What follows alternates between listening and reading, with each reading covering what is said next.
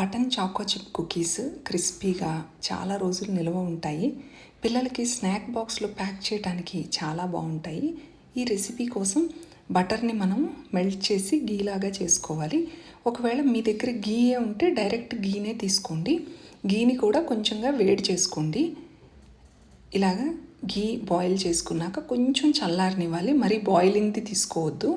కొంచెం హాట్గా ఉండే గీ తీసుకుని అందులోకి షుగర్ వేసుకోవాలి. నేను బ్రౌన్ షుగరు వైట్ షుగరు రెండు మిక్స్ చేస్తున్నాను. మీ దగ్గర బ్రౌన్ షుగర్ లేకపోతే మొత్తం వైట్ షుగరే వేసుకోండి. ఇది మిక్స్ చేసి కొంచెంగా వెనిల్లా ఎసెన్స్ కూడా వేసి ఇలా బీటర్తో కానీ లేకపోతే విస్క్తో కానీ షుగర్ అంతా మెల్ట్ అయ్యేటట్టు ఒక 5 to 10 minutes బీట్ చేసుకున్నాక ఒక ఎగ్ కూడా వేసి బాగా బీట్ చేసుకోవాలి. ఈ కలర్ అనేది లైట్గా ఇలా రావాలి.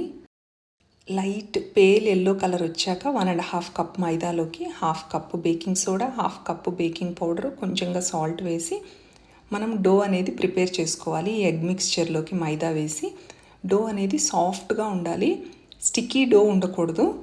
ఇలాగా అంతా మిక్స్ చేసుకున్నాక ఒక 1 కప్ దాకా చాకో చిప్స్ వేసాను నేను.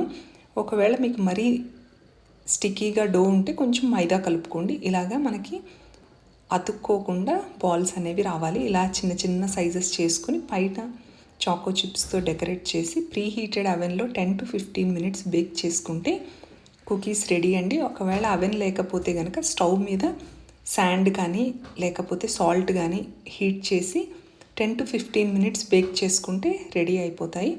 ట్రై చేయండి. ట్రై చేస్తే ఎలా వచ్చిందో కామెంట్ చేయండి. వీడియో నచ్చినట్లయితే లైక్ చేయండి, షేర్ చేయండి. Thank you.